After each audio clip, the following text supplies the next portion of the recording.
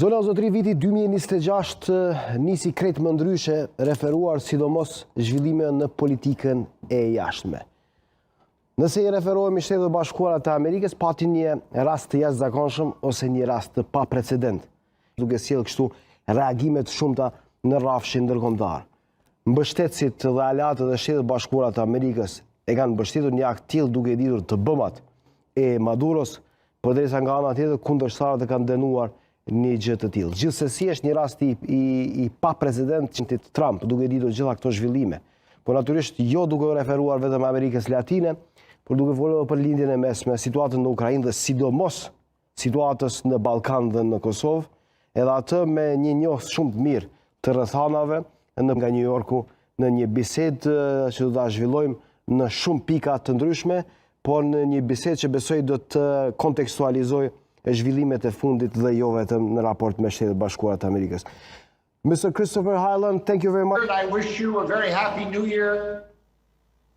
Thank you very much for that wish, Mr. Hyland. I would like to start with the unprecedented development regarding the development sparked a lot of reaction. How do you consider the arresting of President in the middle of Caracas in Venezuela? Well, in more years, the Venezuelan people have lived under a brutal regime.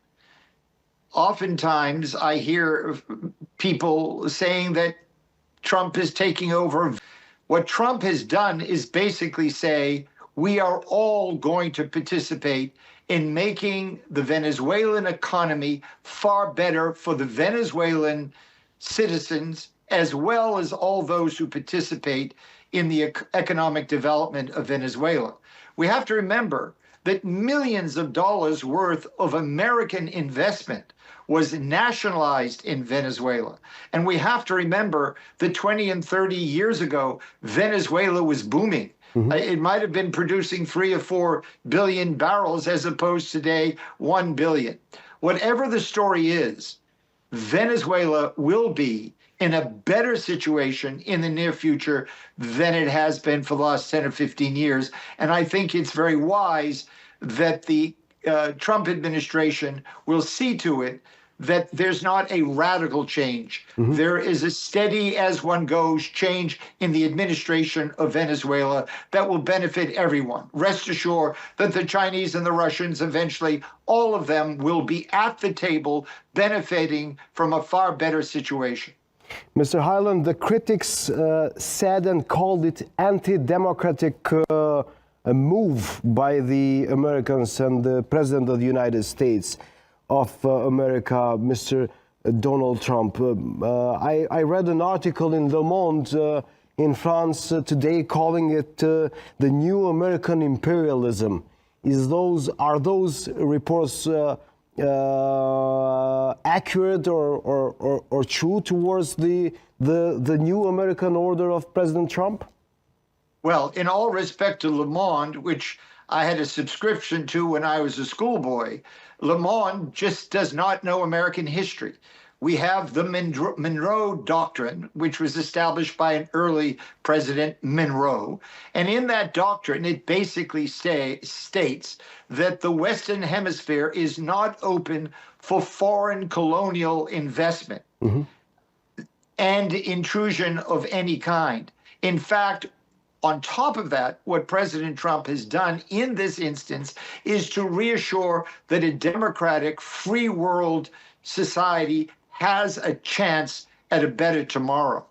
The culture of the Venezuelan regime was pure, dastardly from beginning to end. It is literally a narco state. Please remember that every member of that family, nephews, the wife, friends, associates, vice president, they have been indicted. In some cases, the nephews tried. Rest assured that Trump never would have brought the president of Venezuela to justice in New York if they did not have a very good case against him.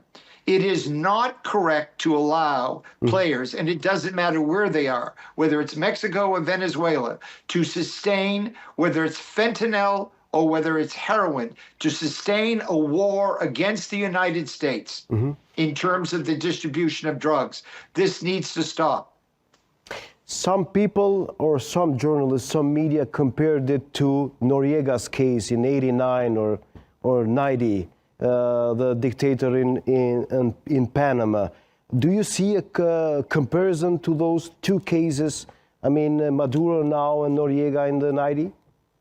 Well, I think the instance of Steed in Haiti, the Panama story and the Venezuelan story are similar in some ways, dissimilar in other ways. You cannot compare necessarily Panama to Venezuela. But let's remember that Panama is a nation courtesy of the United States of America.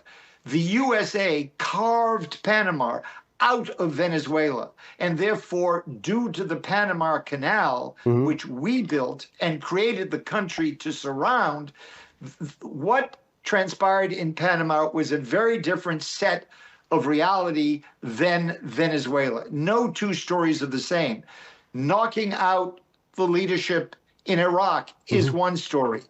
Libya is another story. Venezuela is yet another story. But one thing that we have in common in all of these situations is that we need a world order where individuals are aspiring to a righteous society, not a society based on drug cartels, not a society based on oppressing their citizens.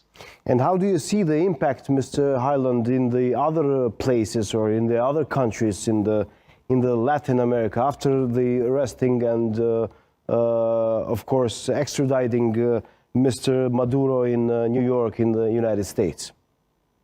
You know, if you read Chinese history, there are ancient writings about how you conduct warfare. And the drug narrative vis-a-vis the United States is one way you wage warfare.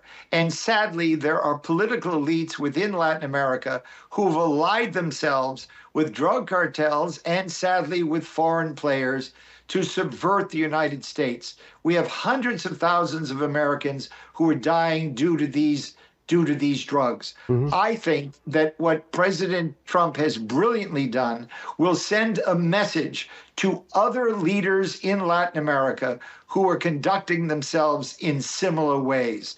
And I think it is about time. The United States must be strong, and that strength comes from basically a healthy citizenship. And drugs do not make for good health or good public discourse. Well, few people believe that such a development would happen in 2026. I'm speaking about the arresting of President Maduro in Venezuela, and now when everyone in the world saw that it happened, it really happened.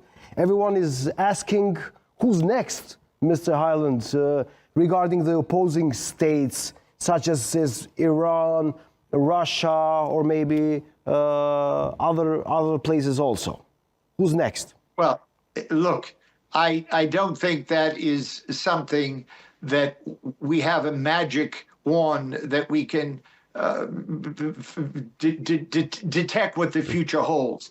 But I would say this much, that clearly Mexico needs to look at itself in the mirror and say, what more can we do to stop this drug trafficking? What more can we do to be better partners economically with the United States?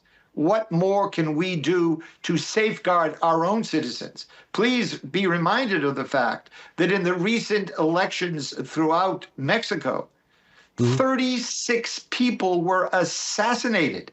Imagine if even proportionally the same number were assassinated in Kosovo. Assassinated during the course of local elections leading up. And by the way, it included a few individuals who were members, sadly, of the present president's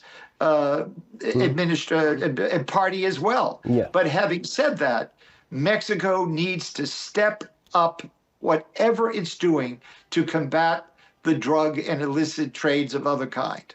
Regarding the situation in Latin America and also in Mexico, as we are speaking, Can we say that the focus of the foreign policy of the United States would be Latin America, or it could turn elsewhere also, Mr. Hyland? The foreign policy of the United States is global. The foreign policy of the United States is a complete commitment to what is happening in the Middle East, what is happening in East Asia, what is transpiring in Africa. The United States is present as a global force for good change and economic development. And it will never withdraw from that part, from that role. And indeed, I see in the future China and the United States doing far more productive things together, as well as the United States and Russia doing far more productive projects together. It might seem right now that that is impossible, but it is the future. They are three great entities together and made stronger by cooperation. I understand and fully recognize the horror and the sad experiences that China had during the opium trade, some of which came from my hometown, by the way, of Salem, Massachusetts. I know all about what the opium trade did to China. By contrast, or in a similar way, I should say, China is doing the same thing to the United States. We will move past this acrimony, and we will move to a point of cooperation, because we must cooperate in every way. As an example, in the case of Venezuela, the oil that comes from Venezuela is a very heavy oil. The folks best able to process and handle this oil are, in fact, the Americans. So for the United States, China, and Russia to be working together in Venezuela is the best, actually, for the Chinese. Well, regarding the foreign policy, one of the first statements of President Donald Trump was that he wants to be remembered as a man or as a leader, as a president of peace. And he started very optimistic regarding the meeting with Russian President Vladimir Putin. And then after the meeting, it turned out that the situation has not changed, and Russia is still attacking Ukraine, and the war is not over. Do you see a possibility, Mr. Hyland, in ending the war in Ukraine in the mandate of President Trump? The war in Ukraine will end when Russia has control of water resources substantially to the west of the current western border of the provinces which they occupy. For instance, in the case of Donbas province, they control a large part of the Donbas Canal, but they do not control all of the canal. And they do not control the waters that run into that canal. When Russia controls all of the Donbas Canal and the associated towns and villages nearby, as well as further water assets to the west of that, then the war will be over. Russia has learned a lesson. When they occupied Crimea, the first thing Zelensky's predecessor did was to block water flowing from the canal into the Crimea, from the Crimea Canal into the Crimea. Therefore, Crimea increasingly had more of a water crisis. Putin cannot repeat that same mistake. Once you make a mistake, in that first incursion and that first seizing of Crimea, Putin should have gone further and occupied and controlled the water assets that allow it to thrive. In this particular case, he will not make that mistake again. So the war will never end until the water assets far to the west, substantially to the west of where they are right now, are controlled by Russia. Incidentally, although some of this is discussed in obscure quarters, I can tell you this is not what is currently oftentimes in any way discussed publicly whatsoever. So when they say they're getting close to an agreement, if it doesn't involve water, there is no agreement whatsoever. I wanted to discuss the agreement of Sharm el-Sheikh also regarding the situation in Gaza, and also with Israel, and gathering a lot of Arab states, which made it possible, Mr. Trump. I visited Israel a few weeks ago, and I did not see an optimism into that agreement. I'm speaking about media and a lot of experts which I met there. How do you see the impact of the Sharm el-Sheikh agreement, and do you see a peace prospect in the near future, Mr. Hyland? Well, again, I don't mean to be repeating a water theme, but to some extent, this has to do with water. It does have to do with groundwater, the control of groundwater in the West Bank, the control of groundwater in Gaza, and indeed the prospect of a new Ben Gurion Canal from the Red Sea, which would arrive and reach the Eastern Mediterranean, probably in the northern section of Gaza. I do not see a solution until there is a all cards revealed on the table discussion of how everybody may share in the wealth and resources that will be derived from all of these activities. The American taxpayer cannot fund wars that ultimately benefit the trade, let's say, of China uniquely. And what our brothers, our associates, our allies, the Israelis, who we support very, very strongly, and what they need to do is better explain these larger concerns, and at the same time explain how everyone at the table may benefit from these huge financial and development and trade issues that are about to occur over the next 20 years. Let us remember, the port of Athens is owned substantially by China. The United States, with Trump, wants to build a new port in the Adriatic. There are a couple of ports that are now being expanded to receive larger ships. There are riverways and railways throughout North and South and East Europe. All of this is to connect to both overland through the Caspian Sea to India, but also through the new Ben Gurion Canal. This is a huge visionary story that involves Prince Mohammed's new city on the coast just south of where the canal would go in. When these things are on the table openly and everybody has a share in benefiting from them, I think things will be better for everybody concerned in this narrative. Well, a lot of people and a lot of experts before President Trump came into the second mandate believe that he will make the peace deal with Russia, but he will have the special focus in the foreign policy regarding China, and he would have problems with China. How do you see the perspective, Mr. Hyland, regarding United States and China relations, and especially with Taiwan involved there? Well, it is interesting that, of course, the president boldly and correctly sees the chief of state in Venezuela because he's a drug salesperson, essentially. The Taiwan story is a very different story. And I would doubt very much if China right now would make any kind of a move on Taiwan.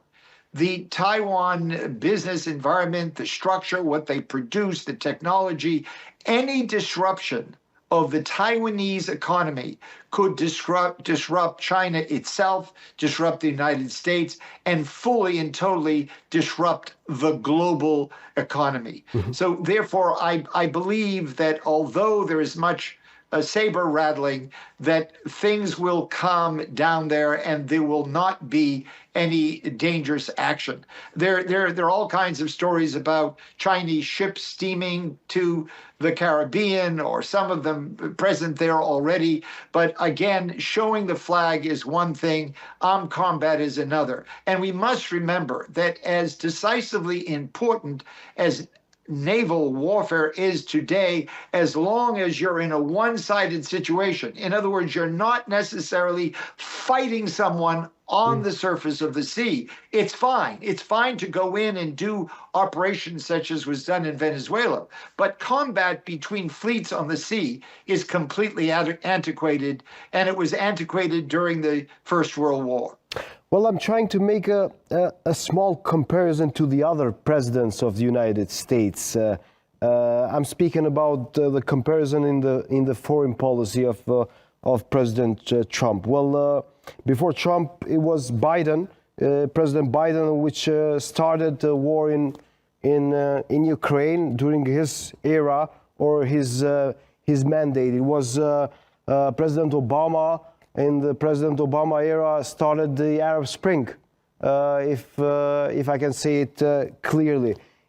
Before Obama was President Bush, we started Iraq and also Afghanistan. Before that, it was Clinton in ex-Yugoslavia and also Kosovo. I'm trying to comparison who is more effective in the foreign policy.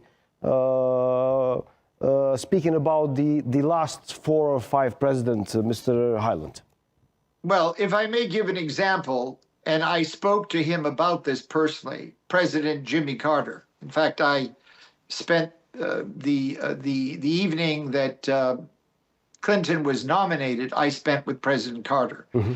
And because I had spent quite a few months in Iran in the early 1970s, I asked President Carter, why did you withdraw your support for the Shah? Yeah. And his answer, in my opinion, was respectful. He did say something, but it left much to be desired. Mm-hmm. And I explored further why he did that. Mm-hmm. Some within his circle thought, oh, it would be good to have a strong extremist Muslim group standing against the Soviet Union. And when I heard that, when even this was mentioned as a possible part of the thinking mm-hmm. that President Carter was influenced by, I realized how sophomoric, how naive mm-hmm. this thinking was, to take a rich, mm-hmm. deep, incredible culture. And let's remember that the first folks who acknowledged Christ were Zoroastrians from Persia. To take this rich culture and give such power to these extreme ideological individuals mm-hmm. made absolutely no sense. Now, if oftentimes foreign policy decisions such as that one was made by other presidents, it's not good, and it has not necessarily served any of us particularly well. In my personal opinion, mm-hmm.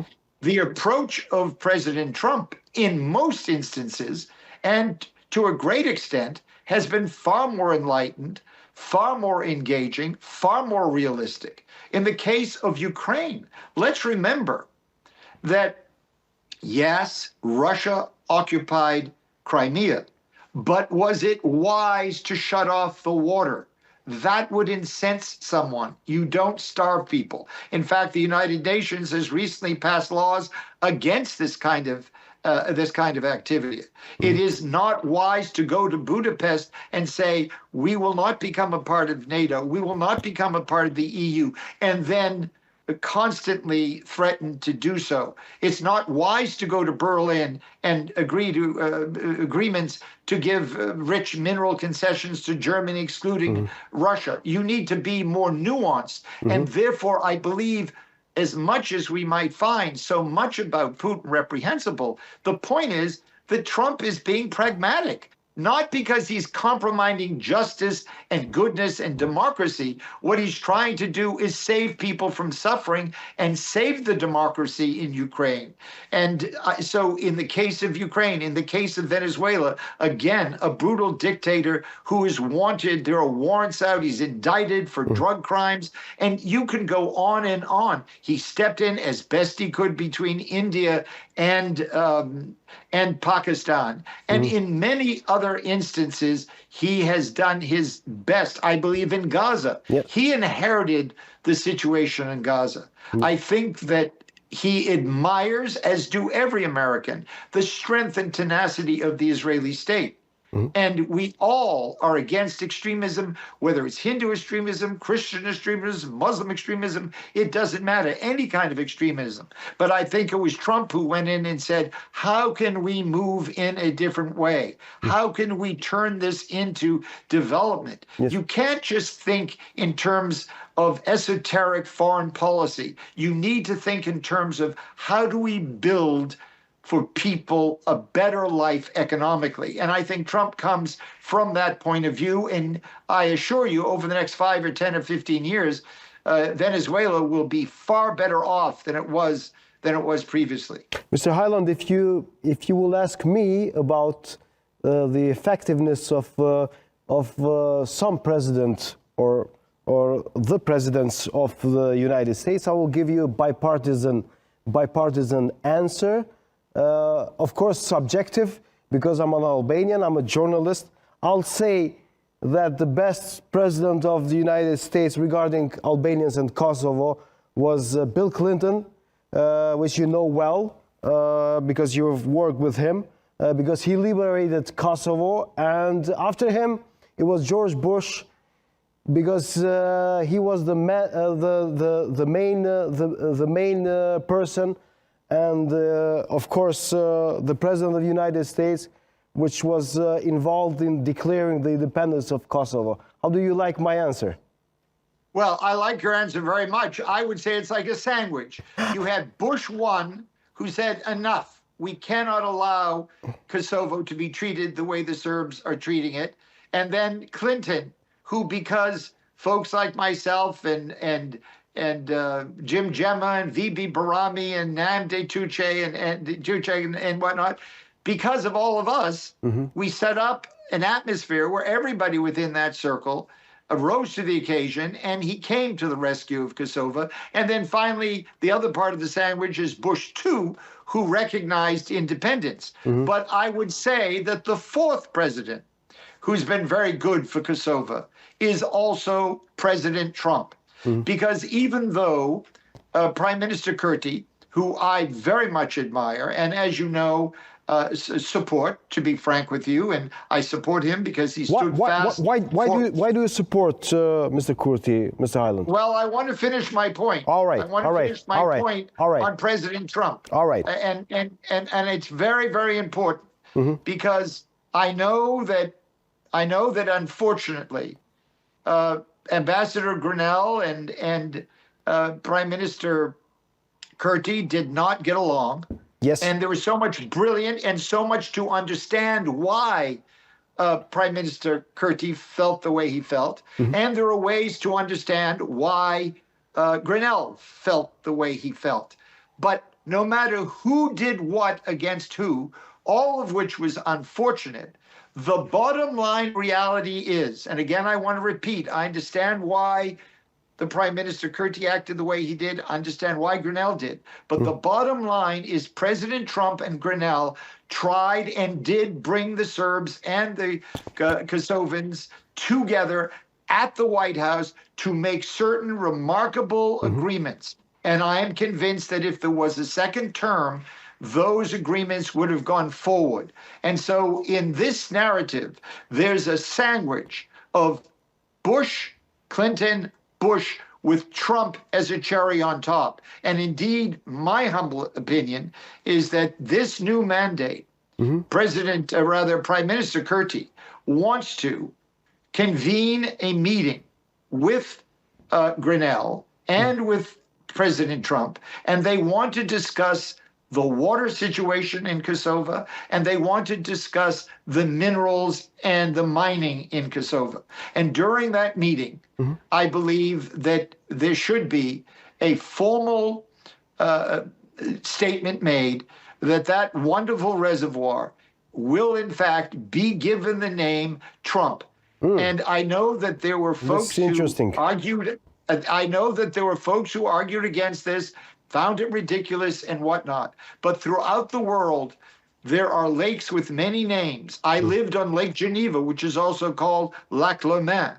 Lakes have indigenous names. They have names that were imposed on them by colonial powers. They have local linguistic names of different types. But I believe this is a visionary thing to do, to say, okay, here we are, 8 years later. You know, let's go and let's work out the vision we had about the railway systems, the visions we had about business and commerce and trade. Do you see a positive prospect regarding the relationship between Mr. Kurti and also the Trump administration, Mr. Hyland, right? I believe that there is every indication that there will be a positive and is already a positive relationship. Within the last days of the Prime Minister's campaign, the Bush administration basically reaffirmed strongly their support of Kosovo. Clearly, the timing was brilliant. Yes. Absolutely brilliant. And before that, isn't it interesting, just before that, Europe not only reaffirmed its support of Kosovo, but also withdrew some of the probations and negative things and attitudes they had towards the prime minister. I believe the United States still needs to withdraw some of those actions. I'll get back. But I'll tell you why I believe, if I may just say, if I may just say this, I'll tell you why there is going to be a great relationship between the Trump administration and Albin Kurti and the people of Kosovo. And that is because Kosovo is a light among nations. It is a majority Muslim country with the most remarkable constitution in the world. It has a woman as president. It has more women in the legislature than in the U.S. Congress. It has gay rights. Although, yes, within the Muslim community, there might be some radicals. And yes, some of them joined unfortunate groups, terrorist groups. But on the whole, Kosovo, its culture, its Muslim culture, its democracy is a light of hope to the entire world. And this is why I spent the last 2 years with Naim Dechuche and Haziz Vadan, Vibi Barami, and others, my giving lectures in Rome and at the Sorbonne and at Harvard University, defending this constitution, which very sadly, President Biden and Blinken viciously attacked. They did everything humanly possible to divide Kosovo. And who defended the Constitution, Mr. Hyland? Well, the Prime Minister, Mr. Kurti, in his actions, Mr. Kurti. The Prime Minister Kurti, in his steadfast actions and in his firm resolve not to relinquish the sovereign status of Kosovo in any way, and individuals, numerous individuals, including myself, and individuals like Naim Dechuche and Haziz Vadar and Vibi Barami and a whole group of us, which supported my giving speeches at the Sorbonne and Harvard and in other places. Individuals like General Clark and Ambassador Walker. At various times, we spoke at the same time, or we were supportive at events. It was egregious that the Kosovo Constitution could be so threatened. Mr. Hyland, I wanted to ask you about the latest elections here in Kosovo, which Vetvendosia or self-determination, and Mr. Kurti won it by 50%. How did you saw the epilogue or the result of the elections, and how do you see the perspective in building the new government? Well, in the last election in February, I think he won 40 or 42%. 42. Now we're at 42. 40, yes, he won 42%. This time it's 50%. He has 8 seats up. He will be able to form a government. I think it is a remarkable testimony to how democracy thrives if given space.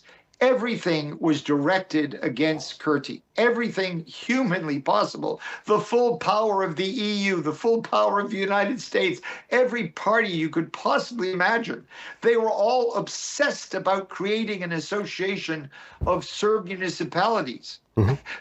Absolutely an insane idea. Look at Belgium. Belgium can barely exist as a state at this point. At one point, they couldn't form a government for 2 years. Look at Lebanon. Look what that's done to Lebanon in terms of dividing this, that, and the other thing in different ways. Lebanon has a different situation. But Kurti stood against it, and the good citizens of Kosovo voted and said, look, this needs to end. We need to move forward. And I think he has a wonderful mandate going into the future. And if I may add, in that mandate, I think he has to become the third term needs to be the term that is best defined as business. Let's do business. I mean, let's take firms like Code. I think it's called CODE, Code it might be called, which could very well be soon a unicorn, which is a billion-dollar company. Remember, this was given life in Kosovo. So what we need to do for a country of 1.8 million people is create a dynamic Switzerland-like situation. Let's look at Poland. Let's look at Singapore. Let's look at Malta. Let's look at Israel. Let's not look at Caracas. Yes, Let's of not course. look at Venezuela. Well, Mr. Hyland, I would like to come again in the point of the National Defense Authorization Act, or NDAA, which was adopted by the U.S. Congress a week ago. That includes provisions for the Western Balkans and urges Kosovo and Serbia to implement the EU-mediated Ohrid Agreement for mutual recognition while rejecting border change and promoting democracy, stability, and economic integration. I would like to focus on the Ohrid Agreement. You said that Mr. Kurti did well by not accepting the association, and you mentioned the Belgium case or the Lebanon case, while the Ohrid Agreement used for both sides to implement the association of the Serbian majority municipalities here in Kosovo. How do you see that act and the impact of that act of the U.S. Congress? Well, the NDAA document can be read in many ways. And I personally choose to interpret that as saying that the municipalities do not have to be enforced, the association, because that would create new borders where a sovereign power would have jurisdiction. So there are to be no borders. But the other important thing to realize is that in Kosovo, if you may allow me to use the word we, because I feel like an honorary Kosovan. You're a Kosovar also. You're a Kosovar also. we have laws that allow an association to be created already. The Serb towns that have Serb majorities in them are free to create an association. Let's say that there were towns within Kosovo that had a preponderance of Buddhists from Thailand, let's say. If they want to form an association of municipalities with a majority or a large Buddhist population from Thailand, they're free to do it.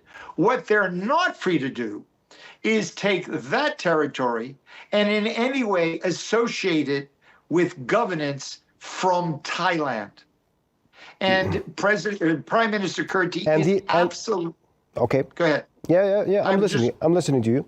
Prime Minister Kurti is absolutely correct when he resists this literal interpretation of the Association of Serb Municipalities. I want to add that from what I understand from people in Washington, including very senior diplomats, in the last several months now, there has been no discussion coming from the American side of great concern for the Association of Serb Municipalities. That is not something that is a pressing issue.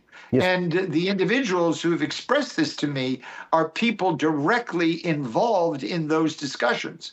Yes. And And then why, Mr. Hyland, United States has imposed the suspension of the strategic dialogue with Kosovo, which is clear sanction towards Mr. Kurti, and it has a connection directly to the gatherings and the developments in the northern part of Kosovo.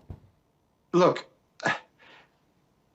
I believe that a lot of this is purely cosmetic. It is purely cosmetic. The United States has a huge military base in Kosovo. The United States, in particular, Donald Trump, would never agree to an association of Serb municipalities around New York City if there were towns around New York with a majority Serb population with direct sovereign aspects of sovereign control associated with Serbia. One can talk all you want about these issues, but it will never, ever happen, period. And I would say that some of the opposition, and I respect everybody, I speak with everybody, I'm supportive of everyone. I am, for instance, very happy that my friend Yuki Rogova is now in the assembly. I believe his party needs to be rejuvenated. I speak with everybody.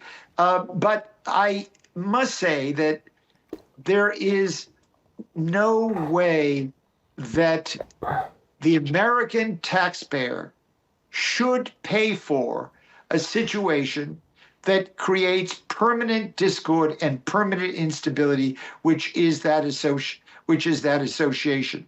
And I might add that the Kosovo community that strongly advocated for that, certain Kosovo political parties that were desperate for the Association of Serb Municipalities, they've lost.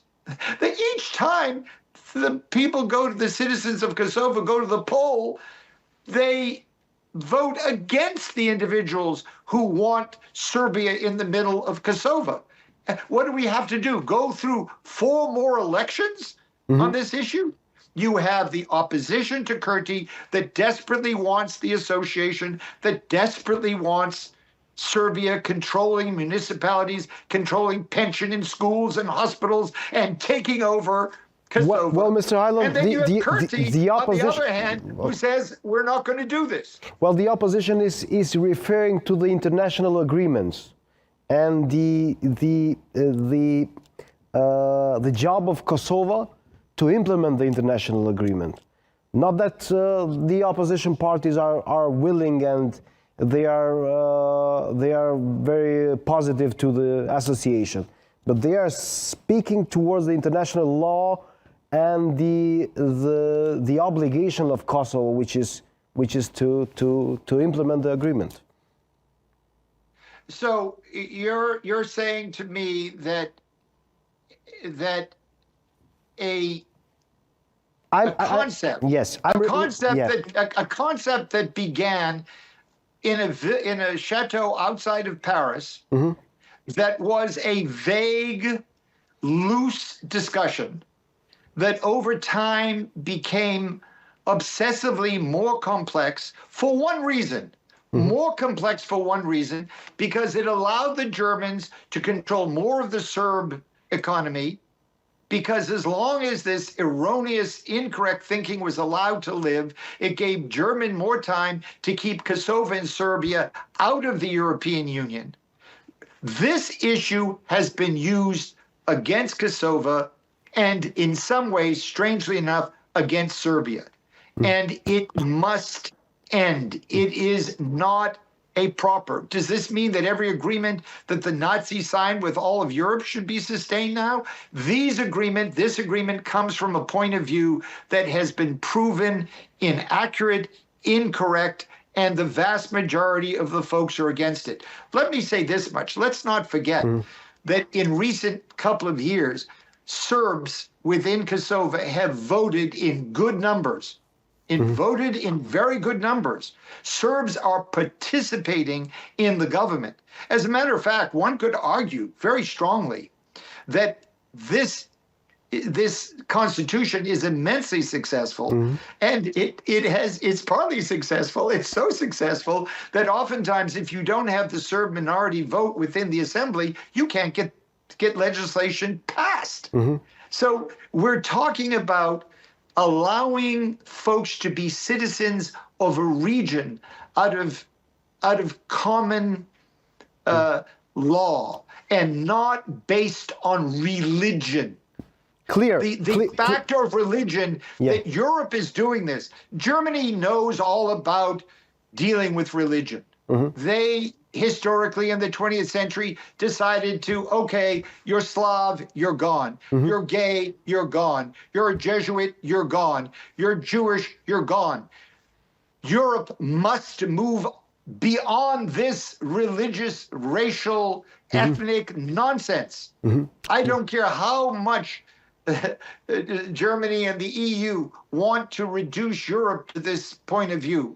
Yes. In the end, it's more about Europe and Germany and France not wanting 3 or 4 Albanian states in the European Union. That's what this is all about. And unfortunately, there are some Kosovo, in some political areas within Kosovo, there are people naively being used for this situation.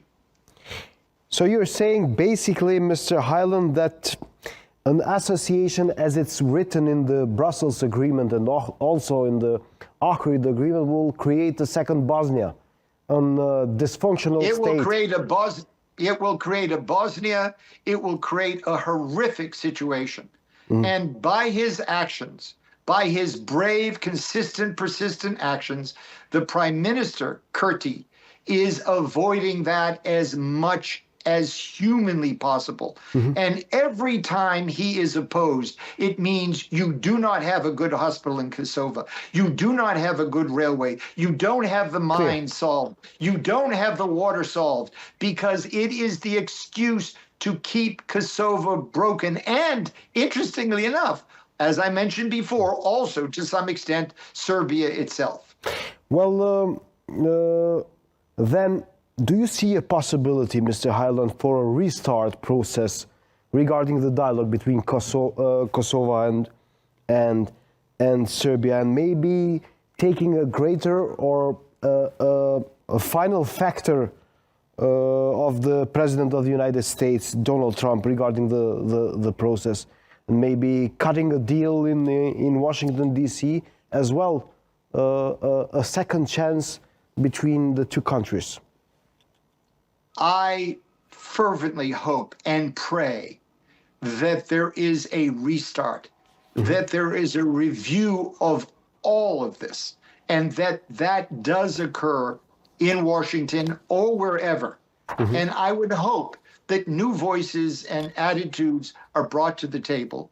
But I would hope that Richard Grenell as well came to the table on this, because he deserves credit to the extent of what he's achieved, and of course what the prime minister has achieved. And I believe that a catalyst. Well, Mr. Hyland, he was harsh. Let me just interrupt in a second. He was harsh towards Kurti. He was very harsh in the language. He still is. He is not involved in the process right now, but he was very critical to Mr. Kurti, and the relationship between him and Mr. Kurti was very bad. I agree with you. It was very bad. But please understand, the relationship between Donald Trump and Secretary of State Rubio was so acid, so horrible. The things that Donald Trump said about Secretary Rubio were horrific. And I can tell you that no two individuals form more of a team watching each other's back than Rubio and Trump. That was then, now is now. And whatever the story is, what is changed? What is changed now, Mr. Well, we have a perspective on history now that's different. Situations change, perspectives change. For instance, I told you about the water situation in Ukraine. When I mentioned that to someone the other day, they said, "My God, Christopher, I've spoken with 4 people in Washington. They never even mentioned that." People only know what's in front of them. And we have a very different history right now. And also, at least we forget that since those days, millions and millions of folks have attended mass rallies in Belgrade against the current regime.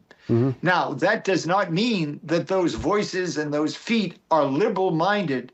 They're nationalistic, in my opinion. Yes. Very nationalistic. Yes, they are. There's no question about it. However, there needs to be at some point a pragmatic approach.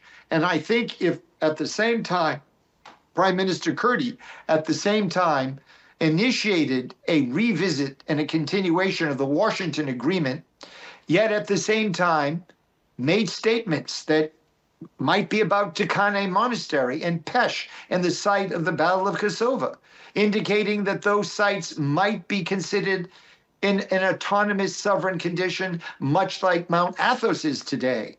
All of a sudden, boy, if Pesh, Tikane, and that site, the site of the Battle of Kosovo, are all of a sudden thought of as a Mount Athos context, that's going to take a lot of wind out of the sail of religious Serb nationalists.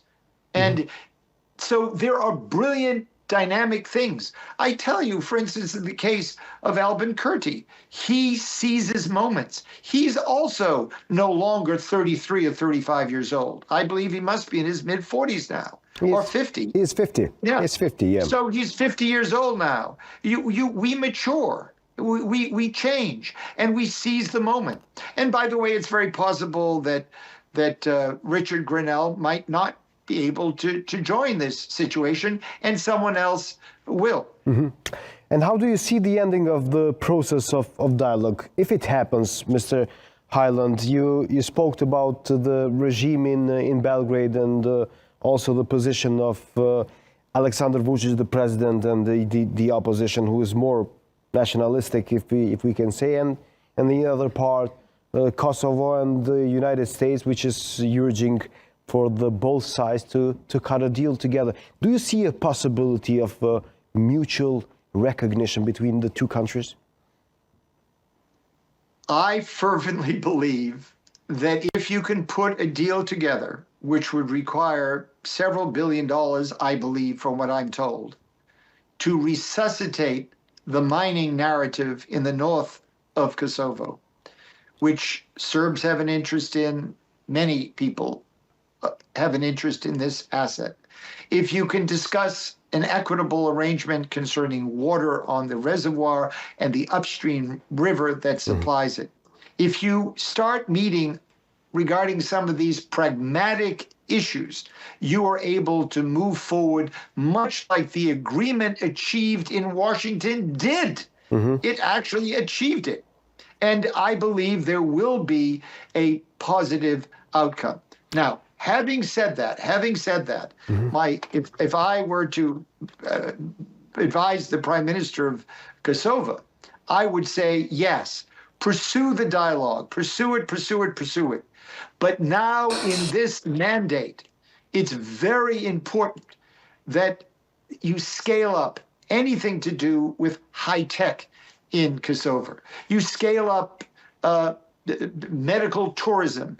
You scale up small industry companies of 15 to 60 and 50 employees as much as you can. You come up with creative ideas. You go much further on the legislation that's been passed in the last couple of years to create sort of special economic zones You create taxation that people absolutely cannot refuse. Yes. I mean, I'm aware of some of this because I worked on, under Clinton, when I was his campaign director, I brought the Irish issue onto the table for a change against everybody, against Ted Kennedy, against everyone. And now look at Ireland. Ireland, that was taxing everybody to the hilt. All of a sudden, they reduced taxes and bang, everybody went to Ireland.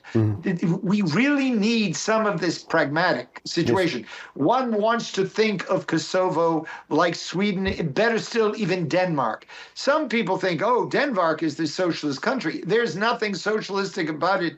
It is a capitalist country that is so enlightened, it takes part of its wealth and makes sure that certain social services are guaranteed. But no country is more capitalistic than Denmark. Yes. That's what we want. That's a part of the self-reliance narrative. It's about social justice, but it's also about generating wealth. It's about creating an economy, creating income. And that's what I'm sure the folks of Kosovo want. And how important is the stability here within Kosovo towards the path of getting foreign investments in the new European country, Mr. Hyland? Well, there are those who still claim, and you can read about it and hear about it occasionally, that Kosovo and other countries in the Balkans are not doing enough to fight crime. However, on other reports, we see that Kosovo is very highly regarded in what it has achieved in that realm. And I mentioned that East Germany was a complete failed state economically in every way, and it entered the European Union with West Germany in a matter of 8 months. Today, if you go to the port of Antwerp and other ports in Belgium and Germany, and there's a trial, in some cases, the blocks in all directions for a half a mile or kilometer around are all blocked for fear of assassinating the judges. So let's be fair about this.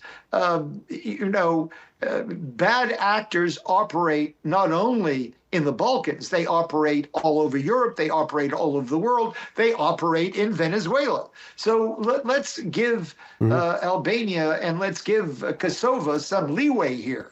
Yes. And how do you see speaking about the region, how do you see the Western Balkans perspective with President Trump in charge? I'm speaking about Albania, Northern Macedonia, Montenegro, and also Serbia as well. The group who surround and interact with the president have shown enormous interest in the Balkans, in the West Balkans. And there is every reason to believe, especially if there's a third mandate with a new Republican MAGDA president, there's every reason to believe that economic investment, which was the foundation of the Washington Agreement originally, that economic investment will be substantial and will move forward. I might add that there's also something else emerging in the Balkans that's remarkable, and that is the recognition of the Bektashi headquarters in Tirana as a sovereign state. This actually is a good thing because it basically says we in the Balkans, our Muslim culture is an enlightened culture. It's a culture of tolerance. It's a culture of love. It is not an extremist ideological group. I've often told my friends that, in my opinion, the religion of Kosovo and the religion of Albania are Kosovo and Albania. That's what it is. And that underneath that, everybody practices their own religion. But there are things happening both in regards to the Bektashi narrative, but also in the degree to which the Kosovo election cycle now has shown such a commitment to democracy and the functionality working so well that we have great hope for increased Washington and American involvement in the Balkan Six. Well, last question. I wanted to ask you about the president of Kosovo, Madam Vjosa Osmani. How do you see the role of Madam Osmani in the foreign policy, especially in the relationship with the United States and EU? I'm speaking now because she's in the last month of the mandate, and she's asking for a second mandate, and maybe she will have a second mandate. What is your opinion on her, Mr. Hyland? President Osmani has been outstanding. She addresses Kosovo issues eloquently. She is a person that obviously leaders throughout the world respect. She speaks well to an American audience. She and her husband are charming. And in the world of foreign affairs, that is very important. President Osmani is quick-witted. She's bright. She exudes enthusiasm. And at the same time, she is steadfast, like the Prime Minister, in her support for Kosovo. I think should the Prime Minister, should the Assembly of Kosovo determine that President Osmani should have a second term, they would be well served. If she were to have a second term, and whoever might be the next president of Kosovo, I believe they must assert themselves not only in the domain of political and foreign affairs and whatnot, but they must assert the gravitas of the presidency in the realm, in the business sector. I'm simply saying that if you look at the role Queen Elizabeth's husband played in business, some of which is controversial in some ways, but on the whole, over 50 or 60 years, he visited around the world as an ambassador promoting British products, businesses, and services. And I believe the gravitas and the importance, just the title, Madam President, is very powerful. This draws respect. And even though we're dealing in a new world of high-tech young people and whatnot, the fact of the matter is that presidents are presidents, and a president that devoted themselves increasingly to also promoting business in the broad sense, I think would be a very important thing. Just remember that no sooner was President Clinton elected, and of course, we have a presidential form, you have a prime minister, it's a very different thing. But nonetheless, remember, no sooner was he elected that there was a large business council convened, and I convened a small business council. So if President Osmani were to win, I believe that she should chair a number of business councils towards trying to develop as much as possible business within Kosovo.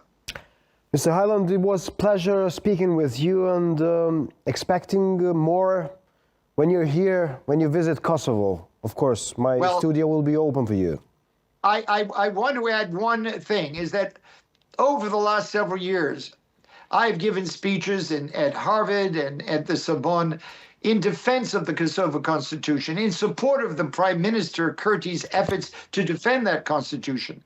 And that has been made possible because of the support of Jim Gemma, Naim Dijuce, Aziz Vadar, as well as Vibi Barami, and all the Albanian Business Diaspora Network, and Albanian Americans throughout the world, Kosovan Americans from all communities.